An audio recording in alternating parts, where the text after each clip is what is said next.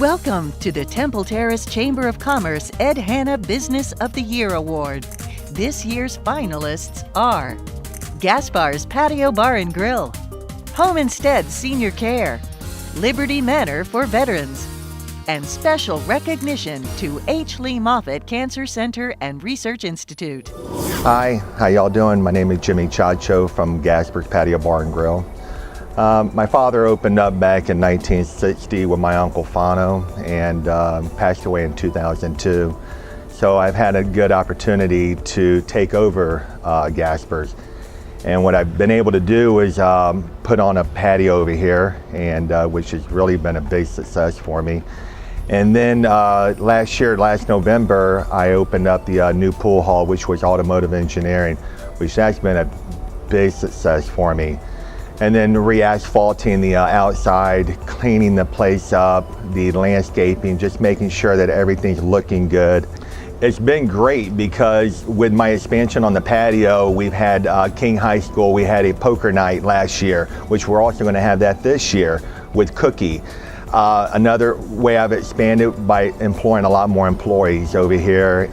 Keith Coates, good friend of mine, and his brother Mark Coates, his daughter, passed away over there at the bull riding. They asked about a charity at the country club. I was right there. Cancer Relay for Life. Anytime they wanted it, we had non-smoking over there in the pool hall. I've done it. The car washing, like I said, I've done it as far as supporting. There's even schools up in Thinota, Sassa that I've sponsored outside of Temple Terrace, and I've never really done that. Done it supporting them with the shirts. Finally, just to be nominated, I feel like I'm a winner. I've been nominated. I would never have thought that I'd be nominated again, especially being in the bar business. Hi, I'm Christy Campbell with Home Instead Senior Care. We provide assisted independence with dignity and respect to senior citizens in their home, wherever home may be, whether it be a private residence, an assisted living facility, or a nursing home. Over the last few years, our business has improved due to our expansion of services. At first, we were just homemaker companion, and then we added a lot of the personal care, one-on-one attendance services, and that offered variety in pay sources. So instead of us just being a private pay company, we can accept anything from government assistance to veteran benefits to spousal veteran benefits. Our business has impacted the community by the various community services we have done. We are very involved in Be a Santa to a Senior, which is a national adventure through Home Instead Senior Care, where we provide Christmas for senior citizens that wouldn't typically have a Christmas, whether because they live in a private residence and they have no family, or they live in a nursing home or an assisted living facility and won't have any of that personal interaction.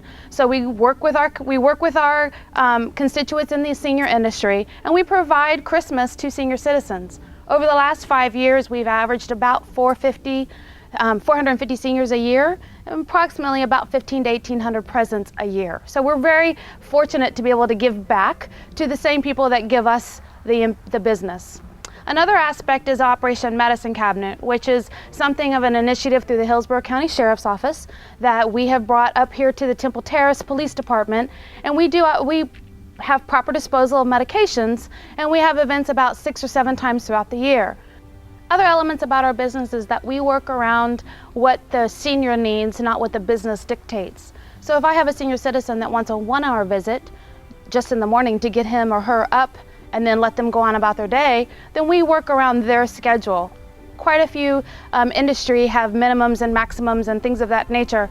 And Home Instead has always had the philosophy, call us when you need us and don't really call us when you don't need us. Let's save that money for when you are going to need the around-the-clock care or the extended hours. So we're flexible, and that's another part of the business that has helped, and it just is our way of offering dignity and respect. We're trying to be respectful of them and their needs and not dictate to them what we want them to do. My name is Connie Blaney, and I'm the Chief Executive Officer of Liberty Manor for Veterans. I'm the only civilian in the entire organization and the only female. I'm Dan Garza. I'm the Executive Director of Liberty Manor for Veterans. It's a 50-bed program that we run to house and transition homeless military veterans. I'm delighted that Liberty Manor was even considered for an award. We house 50 veterans, and we have grown into 4 different homes. We started out with the vision of just providing veterans here at Liberty Manor. This is the main property on 9th Street, just one home. But that first month, we were full to capacity. So we had to transition into another home, which is located in Temple Terrace. And it's an 8-bed program.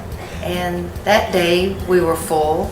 So we had to contemplate expanding into another home. And then that led to the 4th home.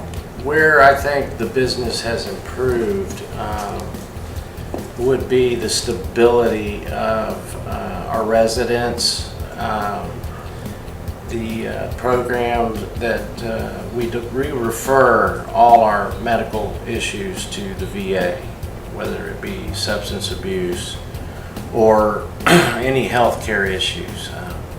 But having said that, the stabilization has allowed us to find disability, payments, and I don't like to call it disability. I like to call it our pension, because it's just a play on words for me. But Connie's really good at getting them in their pensions. Well, they earned it. And it's something that's earned. Okay, we earned it. But having said that, I think we've gotten very proficient at that and transitioning the men out in a more efficient manner. So that's where I think we've improved. To be nominated for Business of the Year is something that I'm very proud of Connie. I mean, she runs a tight ship. She does. So, but these are the heroes. I'm not a hero. I just want to keep serving. Thank you. I'm Bill Dalton from the Moffitt Cancer Center. I have the privilege of being the CEO here. And I want to thank Temple Terrace for the award of special recognition of business. Very obviously honored to receive that on behalf of Moffitt. In terms of the impact that Moffitt has on this community, it's quite large, actually. As you might imagine. Let me first tell you that we recently celebrated our 25th anniversary in this community, and we've been called the most rapidly growing cancer center in the United States. That tells you something.